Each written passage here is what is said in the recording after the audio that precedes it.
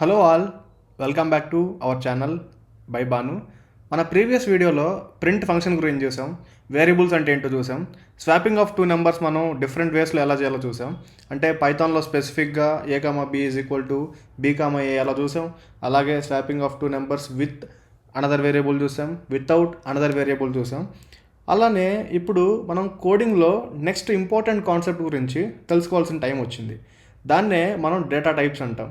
Data టైప్స్తో పాటు మనం ఈ వీడియోలో ఆపరేటర్స్ గురించి కూడా నేర్చుకోబోతున్నాం. సో ఈ వీడియో అయ్యేసరికి మీకు డేటా టైప్స్ అంటే ఏంటి, ఆపరేటర్స్ ఎలా యూజ్ చేయాలో సింపుల్గా మన తెలుగులో మీకు అందరికి అర్థమయ్యేలాగా నీట్గా ఎక్స్ప్లెయిన్ చేస్తాను. మన ప్రీవియస్ ఎపిసోడ్లో వేరియబుల్స్ క్రియేట్ చేయడం చూసాం కదా. లైక్ ఎలా అంటే ఏజ్ ఈజ్ ఈక్వల్ టు 25 అని చెప్పాను, name is equal to Banu అని చెప్పాను. అలానే నేను హైట్ తీసుకుందాం, నా హైట్ వచ్చేసి 5.8 అనుకుందాం. ఈ 5.8 అనేది మనకి డెసిమల్ వాల్యూలో ఉంటుందన్నమాట. 0.8 అనేది తీసుకొస్తాం కాబట్టి ఇప్పుడు నేను స్టూడెంటా కాదా అని చెక్ చేయాలనుకుంటున్నారు. ఇప్పుడు నేను ఈజ్ స్టూడెంట్ అని అడిగాను. యామ్ ఐ స్టూడెంట్ అంటే నేను నో చెప్పాను, నేను స్టూడెంట్ కాదు. సో ఇప్పుడు మీకు ఒక క్వశ్చన్ అడుగుతాను సింపుల్గా. పైథాన్కి ఎలా తెలుస్తుంది 25 అంటే ఒక నెంబర్ అని, బాను అంటే ఒక స్ట్రింగ్ అని ఆర్ టెక్స్ట్ అని, 5.8 అంటే ఒక డెసిమల్ వాల్యూ అని, ట్రూ అంటే బూలియన్ అని, ఫాల్స్ అంటే బూలియన్ అని పైథాన్కి ఎలా తెలుస్తుంది? సింపుల్గా చెప్పాలంటే డేటా టైప్స్ వల్ల. ఇక్కడ మనం ఏం చేసాం, 25 అంటే ఒక నెంబర్ యూజ్ చేసాం, స్ట్రింగ్ అంటే ఆర్ టెక్స్ట్ అంటే డబల్ కోట్స్లో సెట్ ఆఫ్ క్యారెక్టర్స్ని ఇంక్లూడ్ చేసాం. డబల్ కోట్స్లో ఇంక్లూడ్ చేసేదాని వల్ల స్ట్రింగ్ అంటాం. ఫర్ ఎగ్జాంపుల్ ఇప్పుడు మీరు ఏ యూజ్ చేస్తే దాన్ని కూడా స్ట్రింగ్ అంటారు, ఏబి యూజ్ చేస్తే దాన్ని కూడా స్ట్రింగ్ అనే అంటారు, డబల్ కోట్స్లో యూజ్ చేసేదాన్ని స్ట్రింగ్ అనే అంటారు. పైథాన్లో సింగిల్ కోట్స్లో ర్యాప్ చేసినా కూడా మిమ్మల్ని స్ట్రింగ్ అనే రెక్టిఫై చేస్తానమాట. ఇప్పుడు ఇలా కూడా తీసుకోవచ్చు అనమాట. ఓకేనా? అలానే ఇప్పుడు మీకు సింపుల్గా చెప్పాలంటే డేటా టైప్ అనేది వేరియబుల్లో స్టోర్ చేసిన వాల్యూ టైప్ని ఐడెంటిఫై చేస్తానమాట. ఇక్కడ మీరు చూడండి, వేరియబుల్ ఏజ్ అనమాట. ఈ వేరియబుల్ ఏజ్లో 25 ఉంది కాబట్టి ఈ వేరియబుల్ ఏజ్ 25ని డేటా టైపు ఇంటిజర్గా ఐడెంటిఫై చేస్తుంది అనమాట. అలానే ఇక్కడ మనకి టెక్స్ట్ బాను ఉంది కదా, కాబట్టి దీన్ని స్ట్రింగ్గా రికగ్నైజ్ చేస్తుంది అనమాట. ఇక్కడ డెసిమల్స్లో ఉంది కాబట్టి దీన్ని ఫ్లోట్గా రికగ్నైజ్ చేస్తుంది. ఇక్కడ మనకి ట్రూ ఆర్ ఫాల్స్లో ఉంది కాబట్టి మనం ఏంటంటే డైరెక్ట్గా ఇక్కడ నో ఇవ్వకూడదు, మనం ఇక్కడ ఫాల్స్ అని ఇవ్వాలన్నమాట. సో ప్రస్తుతానికైతే మీరు ఈ 4 డేటా టైప్స్ని తెలుసుకుంటే సరిపోతుంది. కోడింగ్ చేస్తూ ఉంటే ఆటోమేటిక్గా ఇంకా అన్ని డేటా టైప్స్ గురించి క్లియర్గా అర్థమవుతుంది అనమాట. మీకు ఇంకో డౌట్ రావచ్చు, లైక్ ఎలా అంటే ఇప్పుడు నేను 25 అనేది ఇంటీజర్ అని చెప్పాను. 25 అనేది పైథాన్ ఇంటీజర్గా రికగ్నైజ్ చేస్తుందా లేకపోతే ఫ్లోట్ వాల్యూగా రికగ్నైజ్ చేస్తుందా అని మనకు ఎలా తెలుస్తుంది? అది మనం ఎలా కన్ఫర్మ్ చేసుకోవాలి అంటే దానికి కూడా మన దగ్గర ప్రూఫ్స్ ఉంటాయన్నమాట. ఎలా అంటే ఇప్పుడు సింపుల్గా నేను ఏజ్ ఈజ్ ఈక్వల్ టు 25 ఇచ్చాను, అలానే name is equal to Banu అని ఇచ్చాను, ఆ తర్వాత హైట్ ఈజ్ ఈక్వల్ టు 5.8 అని ఇచ్చాను, అలానే ఈ student is equal to falls ఇచ్చాను. ఇప్పుడు మనం ఈ ఏజ్ అనేది ఇంటీజరా కాదా అనేది ఎలా తెలుసుకుంటాం అంటే ప్రింట్ టైప్ ఏజ్ అని ఇస్తాం అనమాట. ఈ టైప్ అనే ఫంక్షన్ ఏం చేస్తుంది అంటే మనకి ఈ డేటా టైప్ అనేది ఏ టైప్ అనేది మనకి రిటర్న్ చేస్తుంది అనమాట. ఇప్పుడు టైప్ ఏజ్ అనే వేరియబుల్ ఇచ్చాం. ఈ టైప్ అంటే ఏంటి అంటే ఏ డేటా టైప్ తీసుకుంటుంది అని మనకి ఇక్కడ చూపిస్తుంది అనమాట. అలానే ప్రింట్ టైప్, ఇక్కడ మనం నేమ్ ఇస్తాం, ఆ తర్వాత ప్రింట్ టైప్ హైట్ ఇస్తాం, ఆ తర్వాత ప్రింట్ టైప్ ఈజ్ స్టూడెంట్ అని ఇస్తాం. ఇప్పుడు ఒకసారి ఎగ్జిక్యూట్ చేసి చూద్దాం. ఓకే, ఎగ్జిక్యూట్ చేసి చూస్తే మనకి రిజల్ట్ ఏమొస్తుందో చూద్దాం. పైథాన్ డీబగ్గర్ని సెలెక్ట్ చేస్తున్నాను. పైథాన్ డీబగ్గర్ని సెలెక్ట్ చేయగానే మనకి రిజల్ట్ మీరే చూడండి కన్సోల్లో. క్లాస్ ఇంట్, class string, class float, class Boolean. So ఇక్కడ మనం ఆర్డర్ చూద్దాం. లైన్ నెంబర్ 5లో ఏజ్ ఇచ్చాం, లైన్ నెంబర్ 6లో నేమ్ ఇచ్చాం. నేమ్ అనేది స్ట్రింగ్ ఎస్టీఆర్ అంటే స్ట్రింగ్. ఆ తర్వాత హైట్ ఇచ్చాం లైన్ నెంబర్ 7లో, హైట్ అనేది ఫ్లోట్ వాల్యూ. ఆ తర్వాత బూలియన్ వాల్యూ ఇచ్చాం. ఇప్పుడు మీకు క్లియర్గా అర్థమైంది కదా. ఈ టైప్ అనే ఫంక్షన్ని యూస్ చేస్తే మనం ఏ డేటా టైప్ని తీసుకుంటున్నాం అనేది పైథాన్ మనకి రిటర్న్ చేస్తుంది అనమాట. డేటా స్టోర్ చేయడం నేర్చుకున్నాం, కానీ ఆ డేటా మీద క్యాలిక్యులేషన్స్ ఎలా చేస్తాం, కంపేర్ ఎలా చేస్తాం అంటే మనం ఆపరేటర్స్ యూస్ చేసి ఇవన్నీ చేయొచ్చు. ఆపరేటర్ అనేది రెండు వాల్యూస్ మధ్య ఏదో ఒక ఆపరేషన్ చేయడానికి యూస్ అయ్యే ఒక సింబల్ అనమాట. ఫర్ ఎగ్జాంపుల్ క్యాలిక్యులేటర్లో మీరు ప్లస్ సింబల్ చూసుంటారు, మైనస్ సింబల్ చూసుంటారు, అలానే ఇంటూ మల్టిప్లికేషన్ సింబల్ చూసుంటారు, అలానే డివిజన్ సింబల్ చూసుంటారు, అలానే మీరు చాలా రకాలైన సింబల్స్ అయితే చూసుంటారు కదా, ఈక్వల్ టు అని ఇలాగా. సో ఇలా ఈ ఆపరేటర్స్ ఏవైతే ఉంటాయో క్యాలిక్యులేటర్లో వాటినే మనం ఆపరేటర్స్ అంటాం అనమాట. పైథాన్లో కూడా మనం ఇలాంటి ఆపరేటర్స్ని యూజ్ చేయొచ్చు. అందులో చాలా టైప్స్ అయితే ఉన్నాయి. ఆ టైప్స్ గురించి చూద్దాం. ఫస్ట్ వన్ వచ్చేసి అర్థమెటిక్ ఆపరేటర్ అనమాట. అర్థమెటిక్ ఆపరేటర్ అంటే ఏంటి, అర్థమెటిక్ ఆపరేటర్లో ఏముంటాయి అనేది చూద్దాం ఒకసారి. అర్థమెటిక్ ఆపరేటర్ అంటే మనకి ఇందులో ప్లస్ అని, మైనస్ అని, ఇంటూ అని, అలానే డివిజన్ అని, ఆ తర్వాత ఫ్లోట్ డివిజన్ అని, ఆ తర్వాత నార్మల్ డివిజన్ అని, ఇలా అని రకాలు ఉంటాయి అన్నమాట. ఫస్ట్ అడిషన్ గురించి చూద్దాం. ఒక కొత్త ఫైల్ తీసుకుందాం.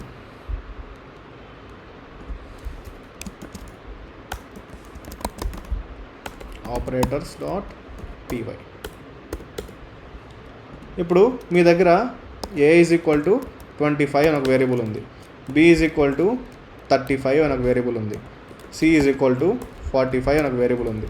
ఇప్పుడు మీరు ఈ మూడింటిని అడిషన్ చేయాలనుకుంటే ఎలా చేస్తారు, ప్లస్ ఆపరేటర్ యూస్ చేస్తారు.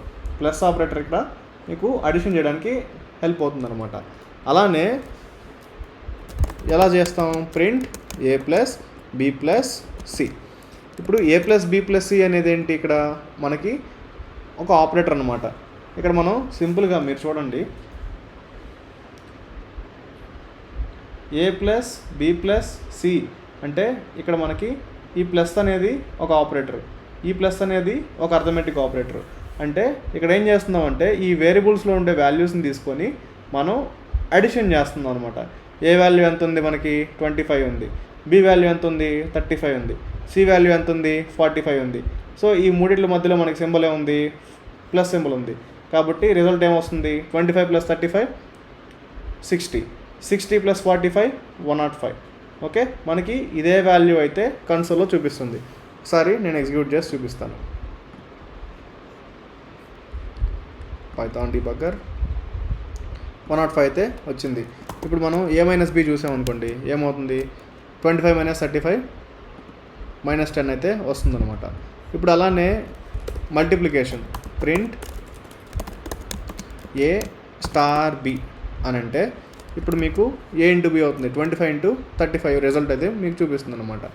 25 ఇంటూ 35 875. ఇప్పుడు మనం print A float division of b అని చెప్పాం. ఏ ఫ్లోట్ డివిజన్ ఆఫ్ b అంటే మనకి వాల్యూ ఏం రిటర్న్ చేస్తుంది అంటే, ఫ్లోట్ డివిజన్ యూస్ చేస్తున్నప్పుడు ఏ డబుల్ స్లాష్ b ఇచ్చాం కదా, ఏ డబుల్ స్లాష్ b అంటే ఏ వాల్యూ ఎంత ఉంది, 25, డబుల్ స్లాష్ b వాల్యూ 35 ఉంది. సో దీన్ని ఎలా తీసుకుందంటే 35ని 25తో డివిజన్ చేస్తాం. డివిజన్ చేసినప్పుడు 35 మనకి 25తో డివిజిబుల్ అవ్వదు కాబట్టి ఫస్ట్ మనం 0 పాయింట్ పెట్టుకుంటాం. సో 0 పాయింట్ తర్వాత ఇక్కడ మనం 250 పెట్టుకుంటాం. కాబట్టి ఏంటంటే ఈ 250 వస్తుంది. ఆ తర్వాత మనకి సమ్ డెసిమల్ వాల్యూ వస్తుంది, ఇక్కడ 8 9 ఇట్లాగా. ఇప్పుడు మనం డెసిమల్ వాల్యూస్ తీసుకోకుండా ఈ ఫ్లోట్ డివిజన్ ఏం చేస్తుంది అంటే ఈ నియరెస్ట్ స్మాల్ వాల్యూ ఏదైతే ఉంటుందో దీన్నే మనకి చూపిస్తుంది అనమాట. ఓకేనా, ఇప్పుడు మనకి ఏ ఫ్లోట్ డివిజన్ ఆఫ్ b అంటే మనకి 0 చూపిస్తుంది అనమాట. ఓకే, ఒకసారి చూద్దాం ఏమొస్తుందో. మనకి ఫ్లోట్ డివిజన్ అయితే 0 వచ్చింది. అలానే ఇప్పుడు మీరు ప్రింట్ ఏ స్లాష్ b అని చెప్పారనుకోండి, ఏ స్లాష్ b అని చెప్తే ఇది నార్మల్ డివిజన్ చేస్తుంది అనమాట. నార్మల్ డివిజన్ అంటే 35ని 25తో డివైడ్ చేస్తుంది. డివైడ్ చేసినప్పుడు 0.78 సమ్ వాల్యూ వస్తుంది. ఓకే, ఆ వాల్యూని మనం ఇక్కడ చూపిస్తుంది అనమాట. ఇక్కడ మీరు చూడండి 0.71 ఇట్లా వచ్చింది. సో ఏంటంటే ఏ స్లాష్ b యూస్ చేస్తే నార్మల్గా మనకి డెసిమల్ వాల్యూస్ వస్తుంది. అలానే నెక్స్ట్ వన్ వచ్చేసి ప్రింట్ ఏ స్టార్ స్టార్ b. ఏ స్టార్ స్టార్ b అంటే ఇప్పుడు మనకి పవర్ యూస్ చేస్తాం అనమాట. ఇప్పుడు 25 పవర్ 35, 25 పవర్ 35 అంటే ఎంత, మనకి తెలుసుకోవడం కష్టం అవుద్ది కాబట్టి మనం పైథాన్ని అడగదాం. సింపుల్గా మీకు ఒక ఎగ్జాంపుల్ చెప్తాను. ఏ వాల్యూ 10 ఉందనుకోండి, బి వాల్యూ 3 ఉందనుకోండి. ఏ స్టార్ స్టార్ బి అంటే దీని మీనింగ్ ఏంటి అంటే ఏ ఇంటూ అంటే ఏ వాల్యూ మనకి 10 ఉంది కాబట్టి 10 ఇంటూ 10 అవుతుంది. అంటే 10 టెన్స్ 100, 100 టెన్స్ 1000 అవుతుంది అనమాట. సో వాల్యూ 1000 వస్తుంది. అలానే ఇప్పుడు మనం 25/35 అంటున్నాం కాబట్టి ఇప్పుడు మనకి వాల్యూ అనేది చాలా పెద్దది వస్తుంది. మనకి క్యాలిక్యులేషన్ చేయడానికే చాలా పెద్ద టైం అయిపోతుంది. కాబట్టి మనం డైరెక్ట్గా పైథాన్ని అడుగుదాం వాల్యూ ఎంత అనేసి. Let me execute it. ఒకసారి ఎగ్జిక్యూట్ చేస్తే మీరు చూడొచ్చు ఎంత పెద్ద నెంబర్ అయితే వచ్చిందో. ఆ నెంబర్ని మనం క్యాలిక్యులేట్ చేయడానికి చాలా టైం పడుతుంది. అన్నిటి గురించి మాట్లాడాం. అట్లానే ఈ రిమైండర్ గురించి కూడా మాట్లాడదాం. ప్రింట్ ఏ పర్సంటైల్ బి అని చెప్పాం. ఏ పర్సంటేజ్ బి అంటే దీని వాల్యూ ఏంటి అంటే ఇప్పుడు మనం 25ని 35తో డివైడ్ చేసినప్పుడు సమ్ కోషెంట్ వచ్చింది. అలానే మనకి ఇక్కడ ఒక రిమైండర్ వస్తుంది కదా, ఆ రిమైండర్ వాల్యూనే మనం పర్సంటైల్ అనేది రిటర్న్ చేస్తుంది అనమాట. ఇప్పుడు చూడండి, మీకు ఈ ఏ పర్సంటేజ్ బి అంటే వచ్చిన రిమైండర్ వాల్యూనే మనకి ఇక్కడ రిటర్న్ చేస్తుంది. సో సేవ్ చేస్తున్నాను, ఒకసారి ఎగ్జిక్యూట్ చేస్తున్నాను. ఇక్కడ రిమైండర్ వాల్యూ 25 వచ్చింది. మీకు అర్థం కాలేదనుకోండి, ఒక చిన్న నెంబర్ తీసుకోండి. ఇప్పుడు ఏ వాల్యూ 10 ఉంది, బి వాల్యూ 3 ఉంది. 10ని 3తో డివైడ్ చేస్తే ఏమవుతుంది? 3 3s 9 అవుతుంది. కాబట్టి రిమైండర్ 1 అవుతుంది. సో 10% 3 వాల్యూ ఎంత అవుతుంది? 1 అవుతుంది అనమాట. సో ఎప్పుడైనా కూడా మనకి ఈ పర్సంటేజ్ సింబల్ అనేది రిమైండర్ని రిటర్న్ చేస్తుంది. ఇప్పటి వరకు మనం అర్థమెటిక్ ఆపరేటర్స్ గురించి డిస్కస్ చేసాం. ఈ అర్థమెటిక్ ఆపరేటర్స్లో మనకి ఏమేమి ఉంటాయి? ప్లస్ ఉంటుంది, మైనస్ ఉంటుంది, స్టార్ ఉంటుంది, ఫ్లోట్ డివిజన్ ఉంటుంది, నార్మల్ డివిజన్ ఉంటుంది, పవర్ ఉంటుంది, అలానే పర్సంటేజ్ ఉంటుంది అనమాట. సో సింపుల్గా మీకు అర్థమెటిక్ ఆపరేటర్స్ గురించి ఒక ఐడియా వచ్చింది కదా. ఇప్పుడు మనం కంపారిజన్ ఆపరేటర్స్ గురించి చూద్దాం. కంపారిజన్ ఆపరేటర్స్ అంటే ఏంటి? కంపేర్ అంటే కంపేర్ చేయడం. ఇప్పుడు మీ ఇంట్లో 2 బ్రదర్స్ ఉన్నారనుకోండి. బ్రదర్ 1కి 25,000 శాలరీ ఉందనుకోండి, రెండో బ్రదర్కి 35,000 శాలరీ ఉందనుకోండి. అరే మీ అన్నకు చూడరా 25,000 శాలరీ ఉంది, నీకు చూడరా 35,000 శాలరీ ఉంది అని చెప్పి కంపేర్ చేయడం స్టార్ట్ చేస్తారు కదా, అక్కడి నుంచే. సో ఇలానే మనం కూడా ఎప్పుడైనా ఒక 2 వాల్యూస్ని కానీ 2 డేటాని కానీ కంపేర్ చేయాలంటే మనం యూజ్ చేసేదే ఈ కంపారిజన్ ఆపరేటర్స్ అంటాం అనమాట. ఈ కంపారిజన్ ఆపరేటర్స్లో మనకి మెయిన్గా ఉండేది ఏంటి అంటే ఈక్వల్ టు, అలానే గ్రేటర్ దెన్, లెస్ దెన్, అలానే greater than or equal to, less than or equal to. ఇవన్నీ మనకి కంపారిజన్ ఆపరేటర్స్ అనమాట. కంపారిజన్ ఆపరేటర్స్ అంటే ఇప్పుడు శాలరీ ఉందనుకోండి, బ్రదర్ 1 శాలరీ, బ్రదర్ 2 శాలరీ ఉన్నాయి. సో శాలరీస్ 2 కంపేర్ చేయాలనుకోండి. కంపేర్ చేయాలి అంటే మనం గ్రేటర్ దెన్నా లెస్ దెన్నా, అలానే ఇద్దరికి సేమ్ శాలరీ వస్తుందా లేదా అని కనుక్కోవాలంటే ఇట్లాగా ఎవరికి ఎక్కువ శాలరీ వస్తుంది అనేది ఇలా. సో దీని గురించి మనం ఇఫ్ స్టేట్మెంట్స్ చూస్తున్నప్పుడు ఇంకా క్లియర్గా చూద్దాం. ఈ కంపారిజన్ ఆపరేటర్స్ మోస్ట్లీ మనం డెసిషన్ మేకింగ్లో యూస్ చేస్తాం. మనం ఇఫ్ కండిషన్స్ గురించి నేర్చుకుంటున్నప్పుడు వీటి ఇంపార్టెన్స్ క్లియర్గా మీకు అర్థమవుతుంది. కాబట్టి యాజ్ ఆఫ్ నౌ దీని గురించి నేను అంత క్లీన్గా ఎక్స్ప్లెయిన్ చేయట్లేదు, స్కిప్ చేస్తున్నాను. తర్వాత మనం అసైన్మెంట్ ఆపరేటర్ గురించి చూద్దాం. అసైన్మెంట్ ఆపరేటర్ అంటే ఇప్పుడు మనం పైథాన్లో వేరియబుల్స్ చూసాం. వేరియబుల్స్లో మనం ఏజ్ ఈక్వల్ టు 25 అని చెప్పాం. ఏజ్ ఈక్వల్ టు 25 అని చెప్పినప్పుడు ఇక్కడ ఈక్వల్ టు అనేది ఏం చేస్తుంది? ఈ 25 అనే వాల్యూని తీసుకొచ్చి ఈ ఏజ్కి అసైన్ చేస్తుంది. సో ఇక్కడ అసైన్ చేయడం అనేది ఏంటంటే ఈ ఆపరేటర్ చేసే పని అనమాట. దాన్నే మనం ఏమంటామంటే అసైన్మెంట్ ఆపరేటర్ అంటాం అనమాట. ఇప్పుడు ఈ ఏజ్ అనేది నాకు 25 ఇయర్స్ ఉంది. నెక్స్ట్ 5 ఇయర్స్ తర్వాత ఏమవుతుంది? నాకు 30 ఇయర్స్ అవుతుంది. అంటే నేను ఏజ్ ఏమవుతుంది? ప్లస్ ఈజ్ ఈక్వల్ టు 25 అని చెప్పాను. ఇప్పుడు 25 ఇయర్స్ తర్వాత నాకు ఏజ్ ఎంత అవుతుంది? కరెంట్ ఏజ్ ఎంత ఉంది? 25 ఉంది. ఈ 25కి ఎంత యాడ్ అవుతుంది? 25 అవుతుంది. అప్పుడు నాకు ఏజ్ ఎంత అవుతుంది? 50 ఇయర్స్ అవుతుంది అనమాట. సో ఏంటంటే ఇక్కడ మనం ఈ ప్లస్ అనేది కూడా ఒక కైండ్ ఆఫ్ అసైన్మెంట్ ఆపరేటరే. అలానే ప్లస్ యూస్ చేయాలా, మైనస్ యూస్ చేయకూడదా అంటే ఎస్, మీరు మైనస్ కూడా యూస్ చేసుకోవచ్చు. Age minus is equal to 0 అని పెట్టారు అనుకోండి. సో కరెంట్ ఏజ్ ఎంత ఉంది? నాకు 50 ఉంది.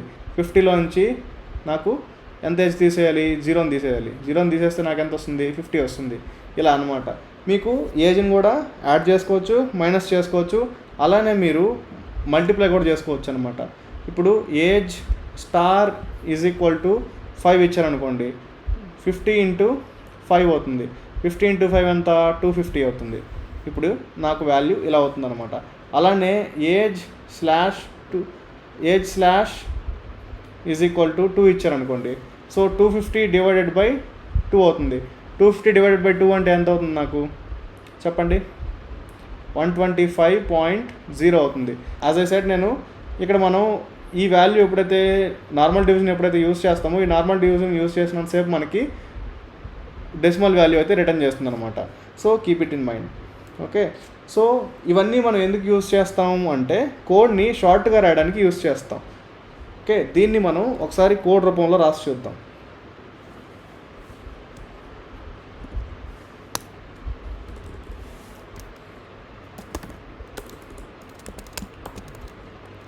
a plus is equal to 5 print ఏ అని చెప్పాను. ఒకసారి నేను ఇవన్నిటిని కమెంట్ చేస్తున్నాను.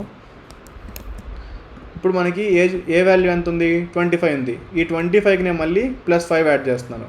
+5 యాడ్ చేస్తున్నాను కాబట్టి నాకు ఎంత అవుతుంది? 30 అవుతుంది. సి ఇలాగనమాట. అలానే మీరు మైనస్ ట్రై చేయండి, మల్టిప్లికేషన్ ట్రై చేయండి, డివిజన్ కూడా ట్రై చేయండి.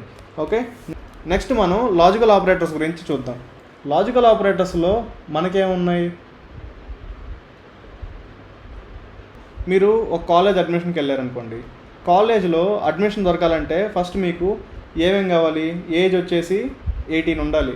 ఆ తర్వాత మీరు ఇంటర్లో పాస్ అయి ఉండాలి. ఇంటర్లో కనీసం మీకు 60% వచ్చి ఉండాలి అనే కండిషన్స్ పెట్టారు. అలానే ఈ 2 కండిషన్స్ ట్రూ అయితేనే మీకు అడ్మిషన్ ఇస్తామని చెప్పారు. ఇక్కడ 2 కండిషన్స్ ట్రూ అయితేనే మీకు అడ్మిషన్ ఇస్తామని చెప్తున్నారు కదా. దీన్నే మనం ఏమంటామంటే అండ్ ఆపరేషన్ అంటాం. అలానే మీకు ఇంకొక రూల్ కూడా పెట్టవచ్చు అనమాట. మీకు ఏజ్ 18 ఉన్నా పర్లేదు, అలానే ఏజ్ 19 ఉన్నా పర్లేదు. మినిమం ఏజ్ అనేది అంటే ఇప్పుడు ఇలా చెప్తారనమాట, ఏజ్ 18 ఉన్నా పర్లేదు, 19 ఉన్నా పర్లేదు, మీ కాలేజ్లో అడ్మిషన్ ఇవ్వడానికి ఛాన్స్ ఉంది అని చెప్పాం. అంటే ఏజ్ 18 అయినా ఓకే, 19 అయినా ఓకే. దాని మీనింగ్ ఏంటి? అట్లీస్ట్ ఏజ్ 18 ఉండాలి, లేకపోతే 19 ఉండాలి అని చెప్తున్నారు. అలా అన్నప్పుడు 18 ఆర్ 19, 18 అయినా ఓకే, 19 అయినా ఓకే అన్నట్టు చెప్పడానికి మనం యూజ్ చేసేది ఏంటంటే ఆర్ యూజ్ చేస్తాం అనమాట. ఇప్పుడు నాట్ అంటే ఏంటి? నేను ఇప్పుడు కాలేజీలో మీకు సీట్ దొరకాలి అంటే ఖచ్చితంగా మీరు ఇంటర్మీడియట్లో 60% వచ్చి ఉండాలి. 60% రాలేదు అంటే మీకు సీట్ రాదు అని. ఇప్పుడు నాట్ 60% మీకు వచ్చి ఉంటే మీరు ఎలిజిబుల్ కాదు అన్నమాట. అంటే ట్రూ వాల్యూ వచ్చి ఉంటే ఫాల్స్గా తీసుకుంటుంది, ఫాల్స్ వాల్యూ వస్తే ట్రూగా తీసుకుంటుంది అనమాట.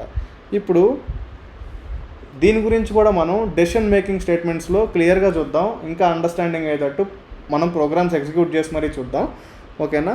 ఇవాళ మనం క్విక్గా చూడాలి అంటే ఏం నేర్చుకున్నాం? డేటా టైప్స్ గురించి నేర్చుకున్నాం. ఇంటీజర్ అంటే ఏంటి, ఇంటీజర్ని మనం ఎలా గుర్తించాలని నేర్చుకున్నాం.